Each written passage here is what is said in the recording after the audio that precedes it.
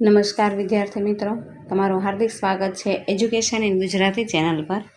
આજનો આપણો વિષય છે ધોરણ 7 વિષય વિજ્ઞાન। તેમાં જોઈએ આપણે ચેપ્ટર નંબર 4, તેમનું નામ છે એસિડ, બેઝ અને ક્ષાર। તેમાં પ્રશ્ન પહેલું જોઈએ કે નીચેના દરેક પ્રશ્નના જવાબ માટે આપેલા વિકલ્પોમાંથી સાચો વિકલ્પ પસંદ કરો। પહેલો વિકલ્પ છે કે એસિડ શબ્દની ઉત્પત્તિ ખાલી જગ્યા શબ્દ એશિયર પરથી થઈ છે। જવાબ આવશે સી, લેટિન। બીજું છે આંબળા અને સાઇટ્રસ ફળોમાં કેવો એસિડ હોય છે? જવાબ આવશે સી, એસ્કોર્બિક એસિડ। ત્રીજો વિકલ્પ છે નિસ્પંદિત પાણીમાં લિટમસ પત્ર કેવું રંગ પરિવર્તન ધરાવે છે અથવા દર્શાવે છે?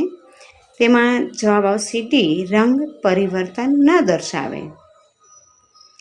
ત્યારબાદ ચોથો વિકલ્પ જોઈએ કે લિટમસ પત્ર કયા રંગના મળે છે? જવાબ આવશે સી, ભૂરો અને લાલ। પાંચમું છે જાસૂદના ફૂલનું સૂચક એસિડિક દ્રાવણને ઘેરા ખાલી જગ્યા અને બેઝિક દ્રાવણને ખાલી જગ્યા રંગનું બનાવે છે। માં જવાબ આવશે એ, ગુલાબી અને લીલા। છઠ્ઠું, એસિડને ધાતુની પેટીમાં નહીં પરંતુ કાચની બોટલમાં રાખવામાં આવે છે કારણ કે એમાં જવાબ આવશે એ, ધાતુઓ એસિડ સાથે પ્રક્રિયા કરે છે। સાતમું છે હાઇડ્રોક્લોરિક એસિડ આપણા જઠરમાં શું કામ કરે છે? જવાબ આવશે એ, પાચન કરવાનું। આઠમું જોઈએ આપણને કીડી કરડે છે ત્યારે તે આપણી ચામડીમાં કયું દ્રાવણ દાખલ કરે છે? જવાબ આવશે એ, ફોર્મિક એસિડ। નવમો વિકલ્પ જોઈએ કેલેમાઇનમાં ખાલી જગ્યા હોય છે? જવાબ આવશે સી, ઝિંક કાર્બોનેટ। દસમું છે રાસાયણિક ખાતરના વધારે ઉપયોગથી જમીન કેવી બની જાય છે? જવાબ આવશે એ, એસિડિક। ત્યારબાદ આપણે પ્રશ્ન બીજો જોઈએ યોગ્ય શબ્દ વડે ખાલી જગ્યા પૂરો। ખાલી જગ્યા પહેલી છે સામાન્ય રીતે સૌથી વધુ ઉપયોગમાં લેવામાં આવતું પ્રાકૃતિક સૂચક ખાલી જગ્યા છે? જવાબમાં આવશે લિટમસ। બીજું, જ્યારે એસિડિક દ્રાવણ બેઝિક દ્રાવણમાં ભળે છે ત્યારે બંને દ્રાવણો એકબીજાની અસરનું ખાલી જગ્યા કરે છે? જવાબ આવશે તટસ્થીકરણ। ત્રીજું, બેઝ સ્વાદે ખાલી જગ્યા હોય છે? જવાબમાં આવશે તુરા। ચોથી ખાલી જગ્યા જોઈએ દહીંમાં ખાલી જગ્યા એસિડ હોય છે? જવાબમાં આવશે લેક્ટિક।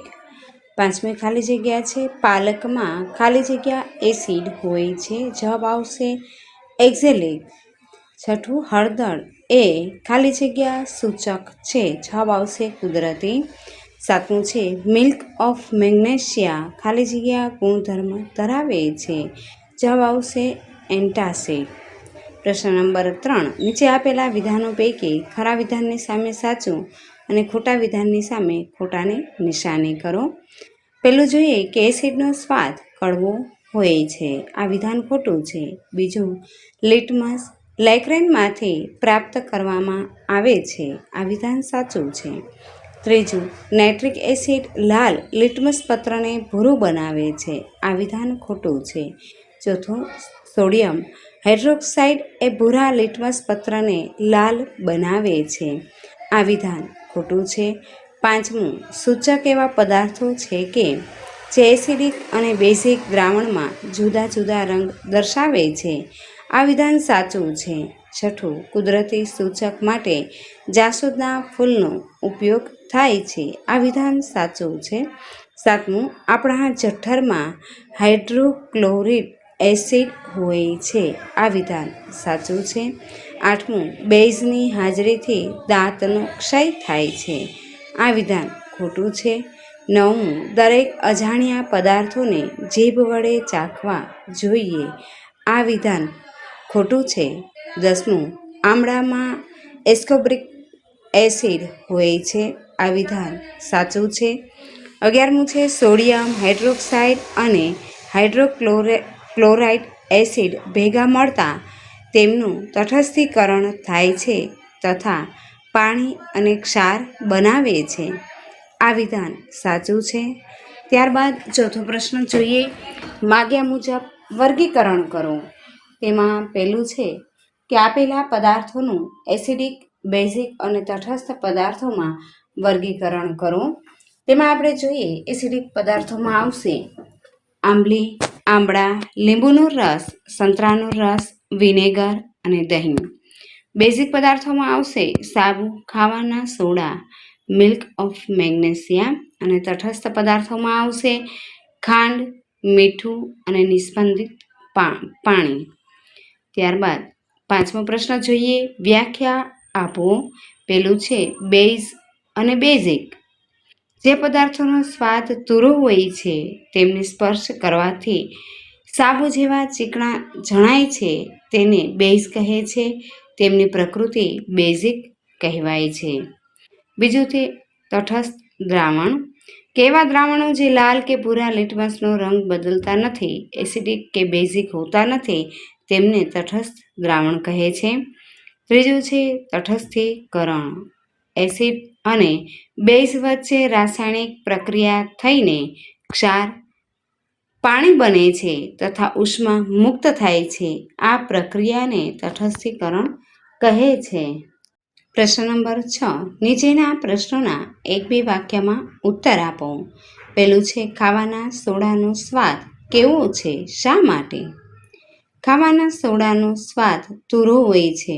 તેને સ્પર્શ કરવાથી તે સાબુ જેવો ચીકણો જણાય છે. ખાવાનું સોડા બેઝિક પદાર્થ હોવાથી તેનો સ્વાદ તુરો હોય છે. બીજું, સૂચક એટલે શું? કે કોઈ પણ પદાર્થની એસિડિક કે બેઝિક પ્રકૃતિનું પરીક્ષણ કરવા માટે વપરાતા ખાસ પ્રકારના પદાર્થોને સૂચક કહે છે, જે એસિડ અને બેઝ સાથે પોતાનો રંગ બદલે છે.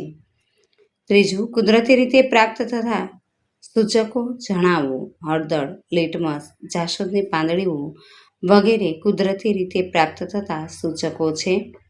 પ્રશ્ન ચોથો. લિટમસના દ્રાવણના સ્ત્રોત જણાવો અને આ દ્રાવણનો ઉપયોગ શું છે? લિટમસના દ્રાવણનો સ્ત્રોત લેક્રેન છે. તેનો ઉપયોગ બીજા દ્રાવણની પ્રકૃતિ એસિડિક છે કે જે બેઝિક તે જાણવા માટે કરવામાં આવે છે.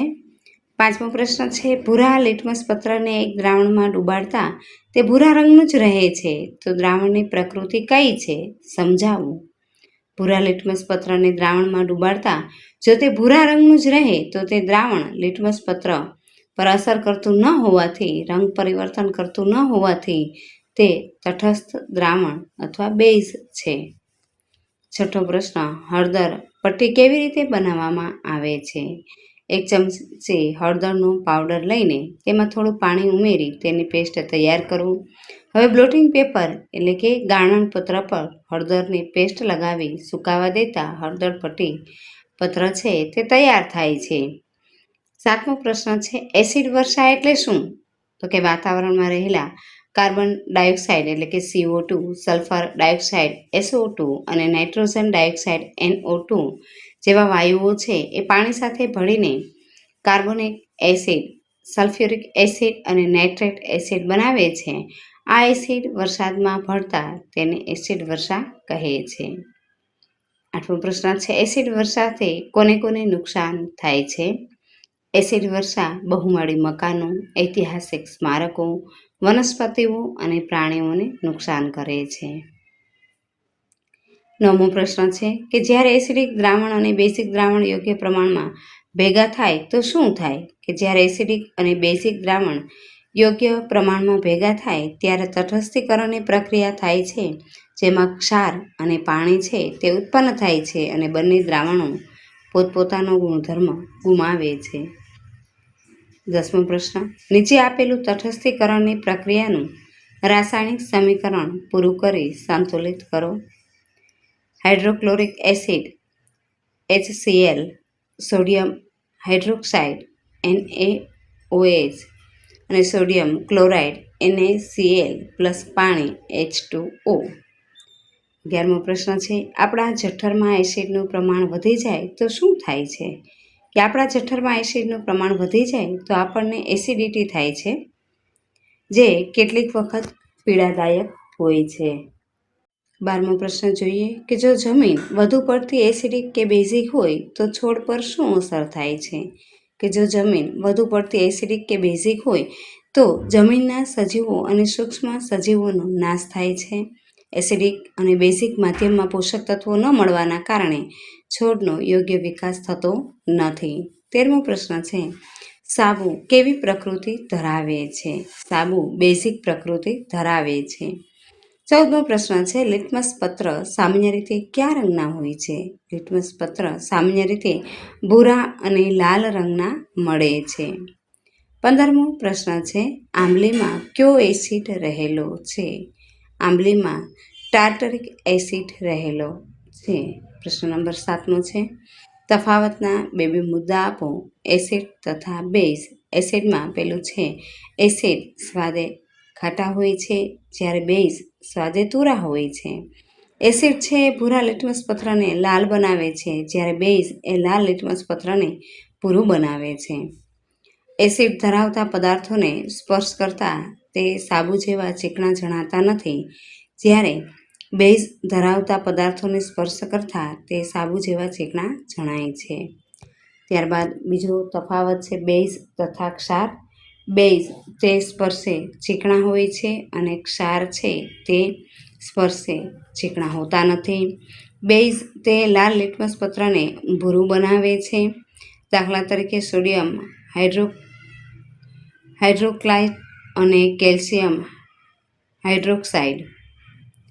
ત્યારબાદ ક્ષારમાં જોઈએ કે તે મોટાભાગે લાલ લિટમસ પત્ર કે ભૂરા લિટમસ પત્ર પર કોઈ અસર કરતા નથી. દાખલા તરીકે મીઠું અને સુરોખાર.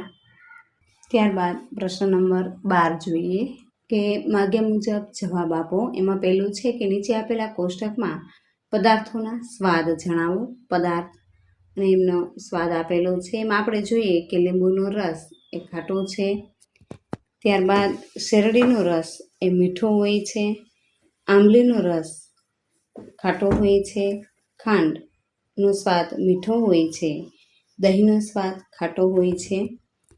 આમળાનો સ્વાદ ખાટો હોય છે. કાચી કેરી એનો સ્વાદ પણ ખાટો હોય છે. મીઠું એમનો સ્વાદ ખારો હોય છે. ખાવાનું સોડા એમનો સ્વાદ તુરો હોય છે. અને કાકડી કે એમનો સ્વાદ છે તે તુરો હોય છે. ત્યારબાદ પ્રશ્ન નંબર 2માં છે નીચેના કોષ્ટકમાં એસિડના નામ આપ્યા છે તે શેમાં જોવા મળે છે તે લખો. એસિડનું નામ છે એસિટિક એસિડ તે વિનેગરમાં જોવા મળે છે. ફોર્મિક એસિડ છે તે કીડીની ડંખમાં જોવા મળે છે. સાઇટ્રિક એસિડ નારંગી લીંબુ જેવા ખાટા ફળોમાં જોવા મળે છે. લેક્ટિક એસિડ છે દહીંમાં જોવા મળે છે. ટાર્ટરિક એસિડ છે એ આંબલી દ્રાક્ષ તથા કાચી કેરી વગેરેમાં જોવા મળે છે. અને ઓક્ઝેલિક એસિડ છે તે પાલકમાં જોવા મળે છે. ત્યારબાદ પ્રશ્ન નંબર 3 જોઈએ કે નીચેના કોષ્ટકમાં બેઝના નામ આપ્યા છે તે શેમાં જોવા મળે છે તે લખો. તેમાં બેઝનું નામ છે કેલ્શિયમ હાઇડ્રોક્સાઇડ છે તે ચૂનાના નીતરિયા પાણીમાં જોવા મળે છે. એમોનિયમ હાઇડ્રોક્સાઇડ છે તે કાચ સાફ કરવાના પ્રવાહીમાં જોવા મળે છે. સોડિયમ હાઇડ્રોક્સાઇડ અને પોટેશિયમ હાઇડ્રોક્સાઇડ છે તે સાબુમાં જોવા મળે છે. અને મેગ્નેશિયમ હાઇડ્રોક્સાઇડ છે તે મિલ્ક ઓફ મેગ્નેશિયામાં જોવા મળે છે.